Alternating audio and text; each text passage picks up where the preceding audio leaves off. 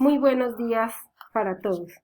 Mi compañera Esmeralda Gutiérrez y quienes habla Gloria Bernal, les vamos a presentar el día de hoy un análisis de las bases filosóficas de la Escuela de Frankfurt de acuerdo a la perspectiva inicial del pensamiento marxista y la influencia de otras teorías como la de Freud y la de Weber. Luego hablaremos de los aportes de Jürgen Habermas en la reflexión de él sobre la crítica a esta teoría con respecto a la posmodernidad. Habermas actualiza la teoría marxista y encara la complejidad de las sociedades modernas. Para esto, Habermas propone la democracia participativa, donde la libertad del individuo es intransferible y el bienestar de la comunidad es primordial. La Escuela de Frankfurt surge con la fundación del Instituto para la Investigación Social en Alemania en el año de 1923. Esta trataba de reunir fundamentalmente autores interesados en el marxismo. El término de Escuela de Frankfurt es una denominación que se usa para referirse tanto a los pensadores o miembros del instituto y a aquellos influenciados por este.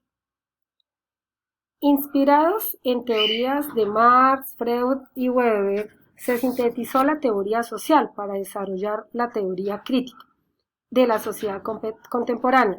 Esta teoría se emplea para dirigirse en la doctrina que emplea. Existen tres teorías. La teoría de Weber es un análisis histórico comparativo del racionalismo occidental, referido al capitalismo. También habla del Estado moderno, la racionalidad científica secular, la cultura y la religión. La otra teoría es la de Freud. Hace una referencia al descubrimiento del subconsciente, además del análisis de las bases psicológicas del autoritarismo y el comportamiento social y racional. También existe la crítica del positivismo, que se considera una expresión del conformismo como filosofía, método científica e ideología política. La teoría marxista es una crítica a la ideología burguesa, además de hacer una crítica de la alineación del trabajador, del materialismo histórico, y la historia es vista como una lucha de clases y explotación del trabajador bajo distintas formas en la época histórica. Bueno, muy buenas tardes. Dentro de los precursores que tenemos en la Escuela de Frankfurt, tenemos inicialmente a Max Horkheimer, Theodor Adorno, Walter Benjamin, Marcuse, Liebert, Francis Polo y Erich Fromm. Aquí vamos a hacer una pequeña pausa donde nos vamos a detener a analizar el pensamiento de cada uno de ellos en relación a las ideas que tenían preconcebidas frente al pensamiento de Carlos Marx, Weber y Sigmund Freud. En el caso de Max Horkheimer, él se influenció más que todo, o su trabajo como pionero de la Escuela de Frankfurt, se enfocaba en que el capitalismo es también un sistema de dominación cultural que oprime al proletariado de maneras sutiles a través de la cultura de las masas. Su principal pensamiento radicaba en que estamos todos atrapados y alienados, excepto, claro, quienes nos avisan de que estamos en ese estado o dentro del sistema. Estas ideas eran principalmente concebidas por los académicos o quienes manejaban el conocimiento de la época. Él tenía la idea de que era como si todo el proletariado hubiera sido hallado deficiente como agente revolucionario y hubiese sido reemplazado por los teóricos críticos. Como segunda instancia, tenemos a Theodor Adorno, quien en su libro La personalidad autoritaria, publicado en el año de 1950, analiza las características psicológicas que explican el apoyo al fascismo. Es una obra que todavía influye en los estudios sobre por qué se vota a partidos y líderes autoritarios, y es una obra que se centra en el fascismo, lo que en plena Guerra Fría provocó grandes críticas. En tercera instancia tenemos a Walter Benjamin. Walter Benjamin fue uno de los pensadores más melancólicos en ese proceso histórico, ya que él analizaba más a profundidad la situación que venía acarreando precisamente por el desarrollo de la Segunda Guerra Mundial. Tenía una contradicción frente a su origen, ya que él era judío y a pesar de eso pertenecía a una familia burguesa. Y su paso del judaísmo al marxismo reformó gran parte en su búsqueda de la redención frente a la situación que se venía desarrollando en ese periodo de la historia. En tercera instancia, pues tenemos a Herbert Marcuse, que unió la represión freudiana con una alineación marxista para proclamar una revolución libidinal que acabara con la estructura del capitalismo y del liberalismo, especialmente en la estructura familiar tradicional. En su célebre obra, El hombre unidimensional, destapa una lógica que es muy extendida en la crítica cultural contemporánea. Vivimos en una represión sutil, que es más peligrosa que la explícita, porque la hemos interiorizado. Él hace una analogía o una reflexión frente a la vida que se desarrollaba y la vida actual, diciendo que el emprendedor es su propio jefe, pero tristemente tiende a interiorizar la opresión capitalista y tiende a ejercerla sobre sí mismo. Con esto, pues terminamos esta parte de la etapa de analizar cada uno de los pensadores y enfrentarlos con su pensamiento relacionado con el marxismo.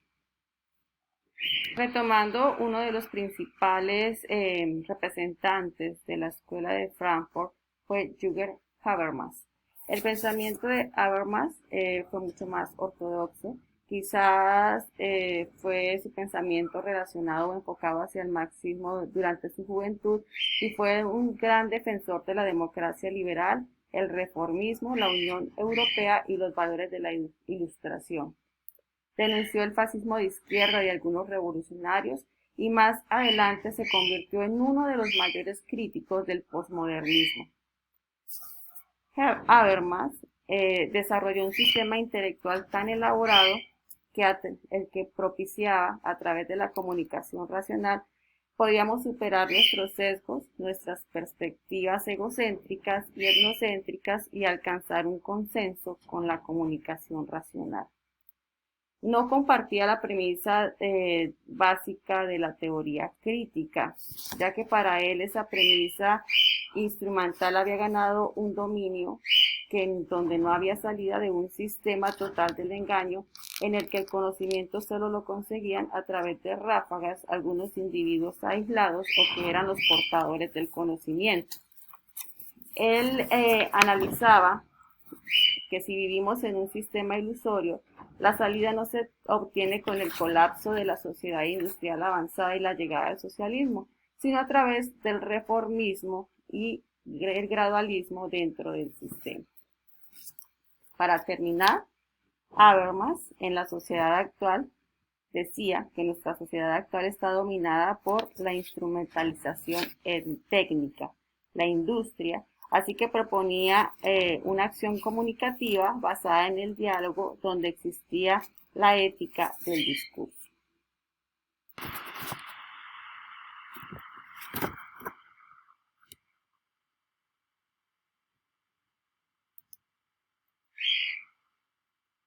Bueno, tenemos 3 etapas en la formación de la escuela de Frankfurt o escuela crítica. La primera es la etapa materialista, se desarrolla entre los años 1930 y 1937. Esta etapa fue dirigida por Max Horkheimer, que formó el marxismo. Este esperaba una transformación utópica, pero haciendo una reflexión global sobre los procesos que conformaban la sociedad burguesa capitalista. Como segunda instancia tenemos la teoría crítica entre los años 1937 y 1940. Terminada la Gran Depresión del año 1930, el interés fue realizar una interpretación crítica de la sociedad. Las revoluciones, las guerras, el nazismo, el fascismo, el totalitarismo, entre otros. Utiliza los principales análisis de la sociología, la psicología y la economía. Como tercera etapa tenemos la crítica de la razón instrumental. Esta se desarrolló en los años de 1940 a 1945. Se basa en la desconfianza respecto a las capacidades del hombre de construir sociedades humanas justas, racionales, por los daños causados en la Segunda Guerra Mundial.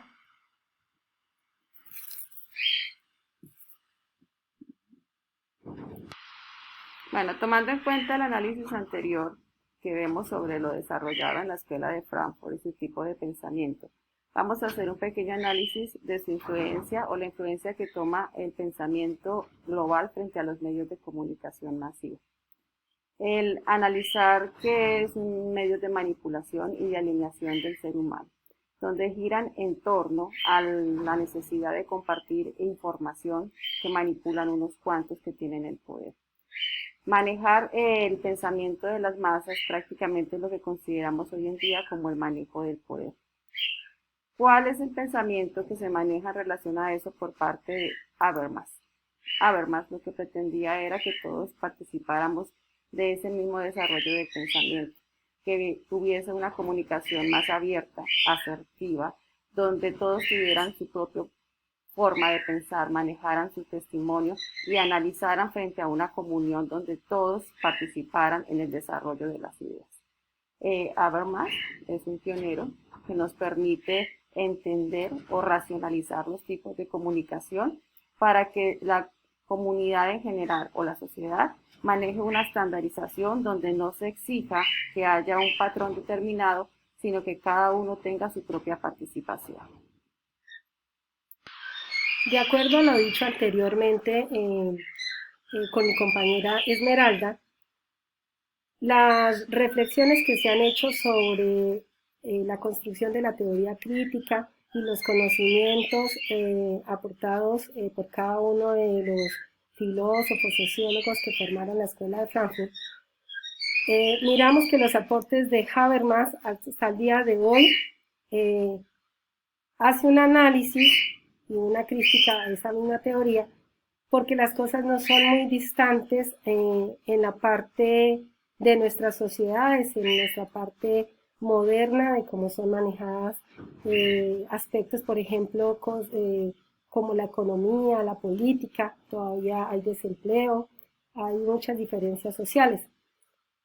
Una vez se critica esta parte, él hace su contribución mencionando que debe haber una participación democrática, y él también habla de que se debe mejorar la comunicación, un diálogo, y que desde hace muchos años y siglos atrás que se ha tenido este análisis y se viene haciendo como la concientización, nosotros no sigamos siendo parte de dejarnos oprimir de la tecnología, de la industria. Él manifiesta que lo más importante es pensar que el ser y los valores de cada persona deben de ser respetados y deben de ser valorados. En ningún momento se debe de pisotear por el vocabulario o no respetar las opiniones y las diferencias de los demás. La invitación que él nos está haciendo es que para construir una sociedad pues de un bienestar común, es importante lo que la otra persona opina, y eso como lo que esa persona opina, cómo puede influenciar en el bienestar de esa sociedad, de esa comunidad.